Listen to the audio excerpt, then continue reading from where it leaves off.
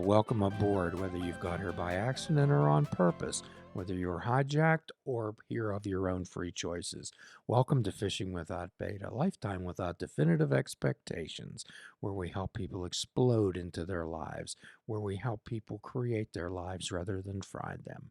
And friends, we're going to continue our conversation with Katie Dudas on her continuing recovery from her cancer diagnosis. You discussed lowering your ego before, and there's three things that we often suggest to people that they have control over. Number one is sleep, and that's number one with a bullet. Number two is exercise, which is often considered free medicine. And the last thing is nutrition. So I'm interested to know your sleep patterns during all this time, Katie. Absolute mess. They're still a mess. Oh, I wish I could say that they were better, but, they're chaotic. The THC drops, do help with, sleep. I've done, oh gosh, like lavender drops even, like, as far as, like, a smell to try to trigger to my brain it's time to go to bed. I've done, oh gosh, what's the, Chemo Brain is real, by the way. Never that is if I could have one big giant takeaway for folks is Chemo Brain is real and it doesn't just, like, disappear, which is sad because you really just want it to go away. How would you describe that, Katie? It's the weirdest thought, like, it feels like there's an absolute disconnect in my brain where I feel like I'm here, and then the answer to what I'm trying to think of is over here, but there's no bridge between the 2. Like, Hmm. I know this information. It's somewhere in my head, but it's not quite I can't like, there's I'll forget words. I'm not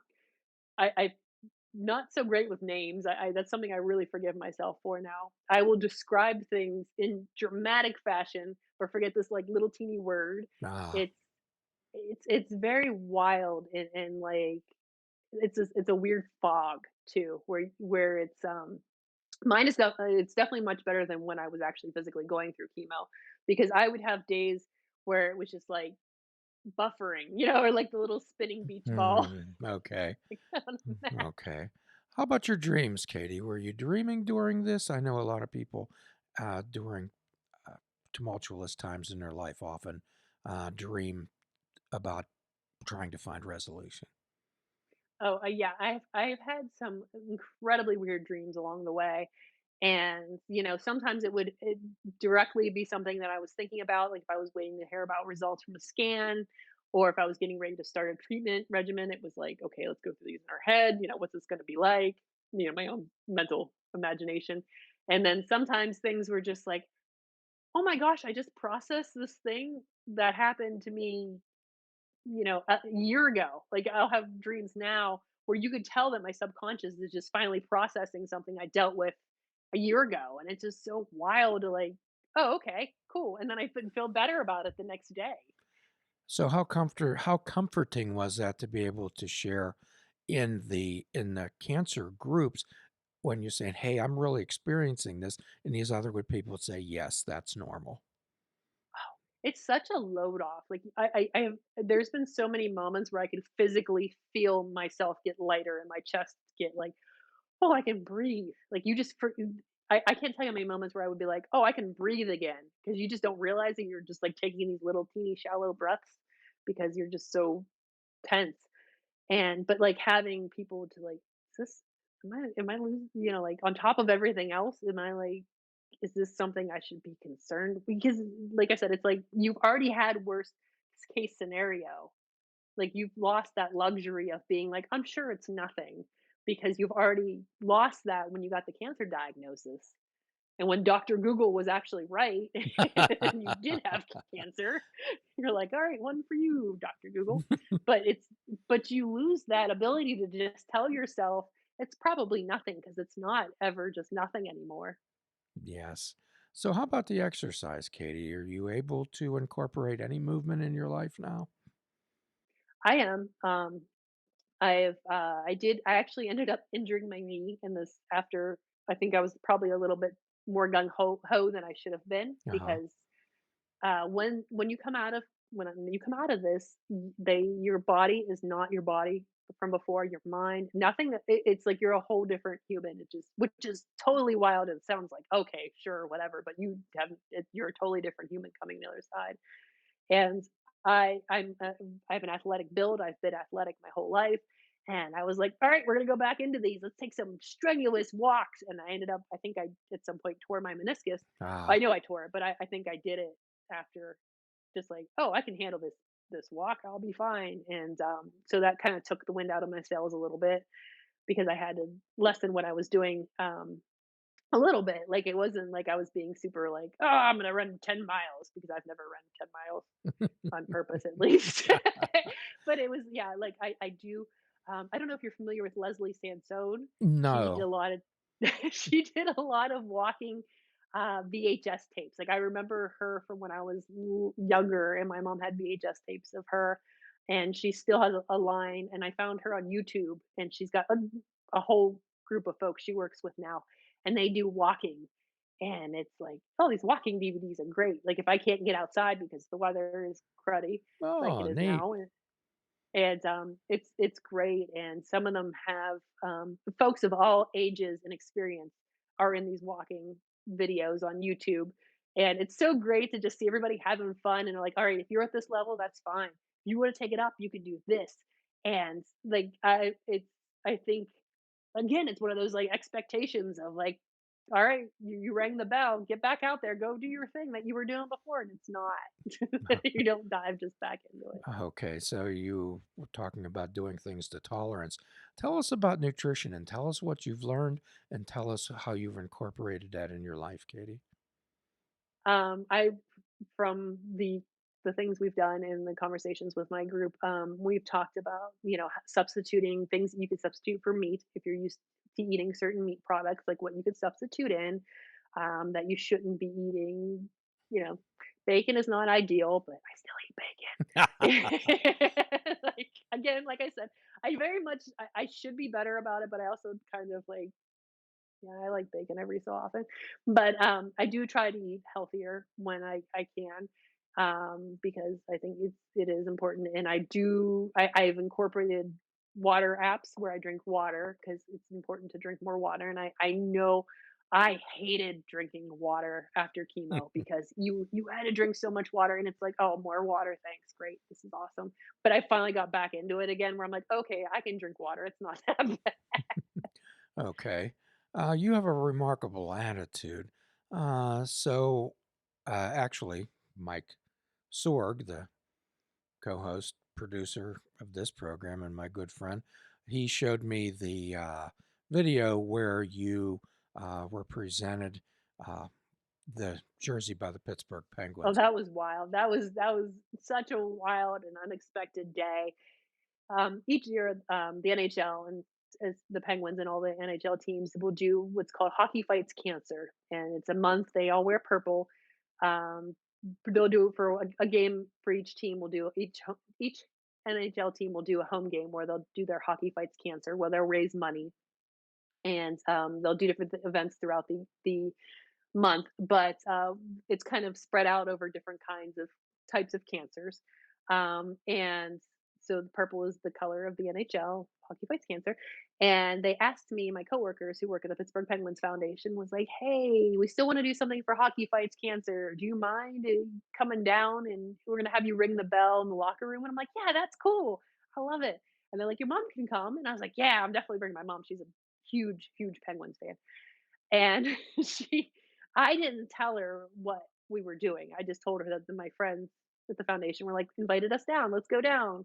And she's like, "Okay, so they're doing something." And I was like, "Yeah." And I didn't want to tell her what because I wanted to surprise her.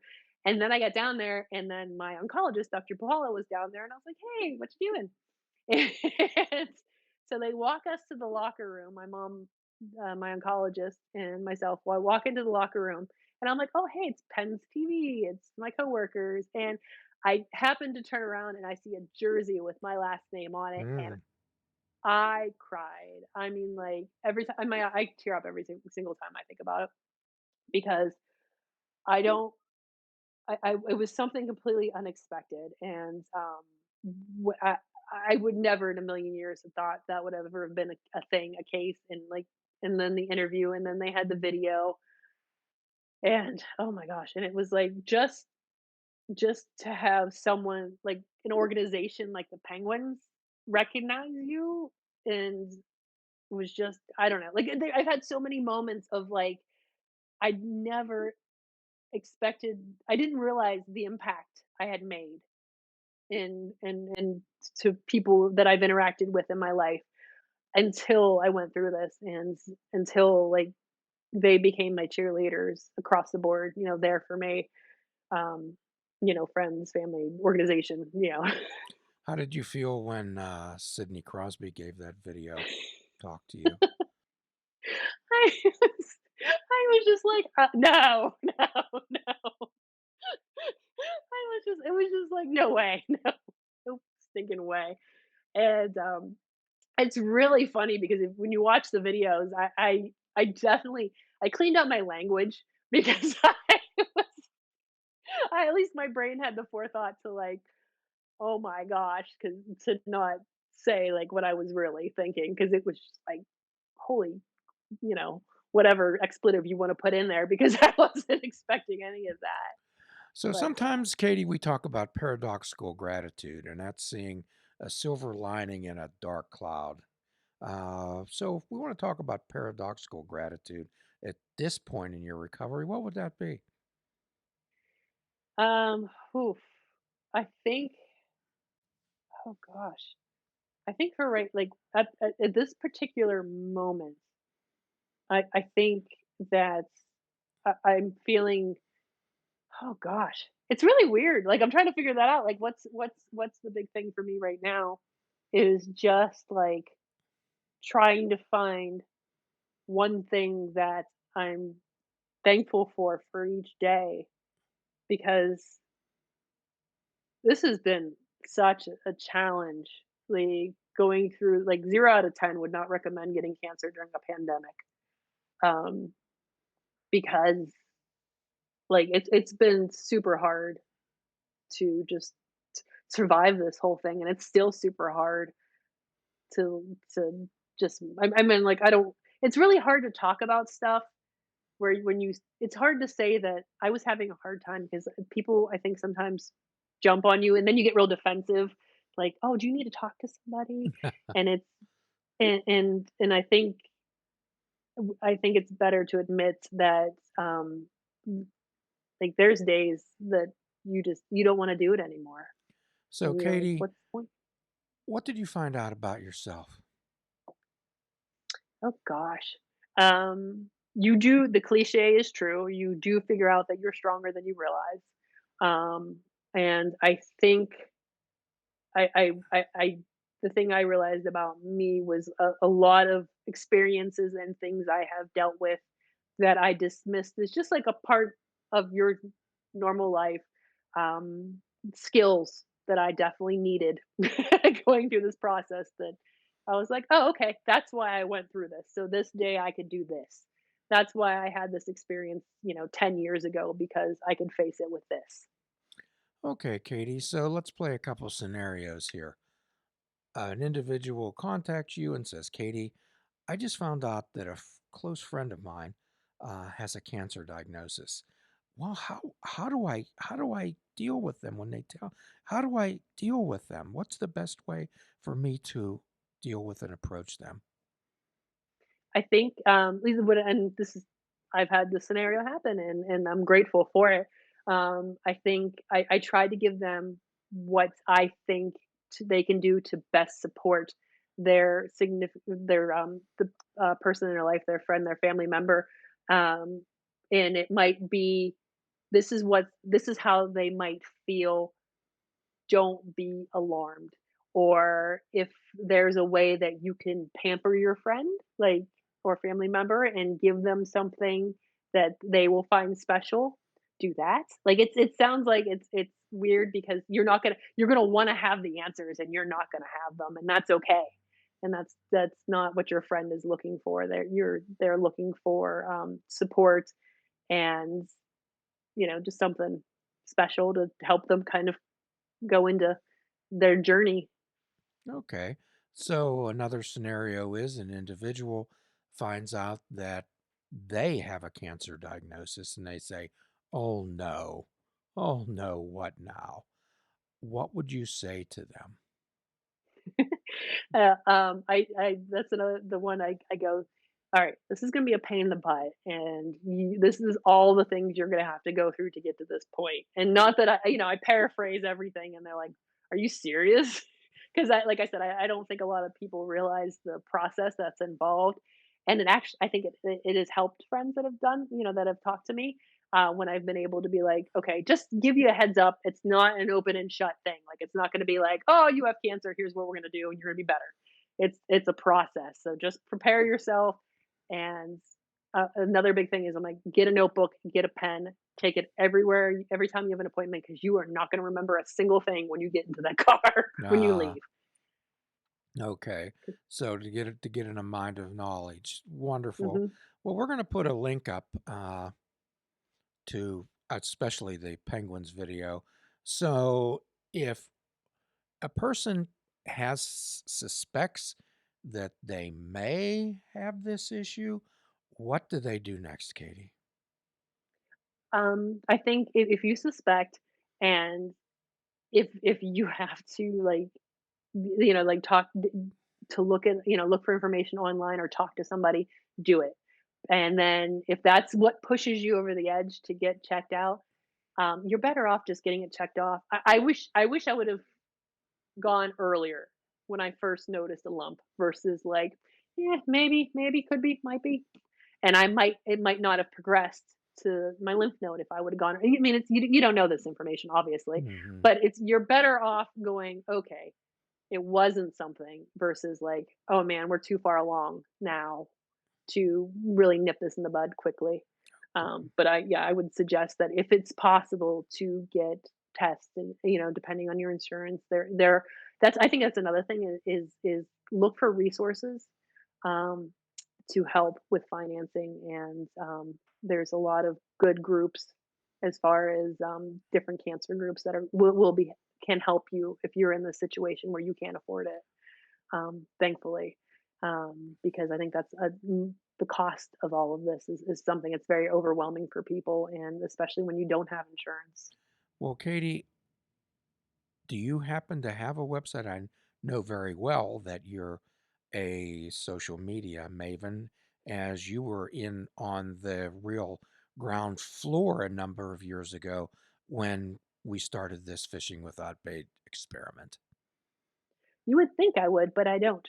No, that's actually something, I'm in the process of putting together, because there are a lot of videos and photos and things that I have not shared on social media, and, like, essentially like journal entries, because I didn't expect my experience to have the impact that it did on others.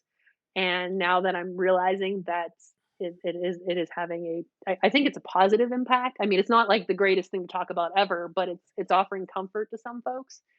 And I'm realizing that I need to put it together. And so, yeah, it's going to be a thing in the future. It's not quite there yet, but, and honestly, like, these posts now that I'm talking about it now is definitely helping me process things that I'm realizing that I didn't process a year ago. Well, Katie, you have a powerful message to carry to others. A powerful message to carry. And we hope that you continue. And knowing the type of person you are, I am certain that that's going to continue. You're going to continue to touch and reach others' lives. And I am guessing that there's many people that hopefully are going to view or listen to this podcast and say, you know what, here's what I'm taking away from this podcast: hope combined with action and effort. Mhm. And I think, in as silly as it sounds, I made my cancer journey what I wanted it to be. I am a silly human. You know me. I am silly. I am goofy. I will try to make things fun, and I did. I tried to find the little silly things throughout this whole process. I wore special leggings for radiation. I wore fun socks. Like, any little thing that I could try to be like, all right, we're gonna try to have fun with this. Okay, great, great. So, Katie, you're always welcome back on this show, and I'm looking forward to the time when you and I can actually be breathing the same air, Yes. which would be very, very nice. So we're going to get you out a nice parting gift for you. I can certainly get that out to you. And Katie, do you have any parting thoughts that you'd like to share? I think my parting thought would be gentle with yourself. You are way cooler and tougher than you ever knew.